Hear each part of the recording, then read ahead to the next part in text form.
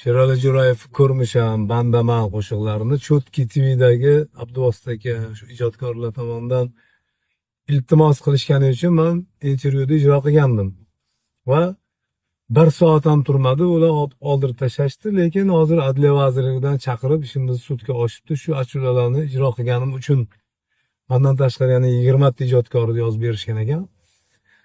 Bu qanchalik to'g'ri deb o'ylaysizlar? Bitta insonni bir o'tgan kunida xotirlab, yaxshi gaplar gapirib, ustoz deb qo'ysangizda va sizni sudga berishsa. Men hech qachon shular to'g'risida yomon gap gapirmagandim shu kungacha. O'zlari majburlashdi va yana majbur bo'lyapman shunaqa gaplar gapirishga. Endi agar mumkin bo'lmasa men o'zim talqinimda kuylayman. Bahora yo Mudir Dag'iy va Sardor Mamadaliyev YouTube kanalida hoziroq kirib ko'rishingiz mumkin, tayyor klipi bilan. Agar arizani qaytarib olishsa, olishmasa men bir boshidan hammasini kuylayman.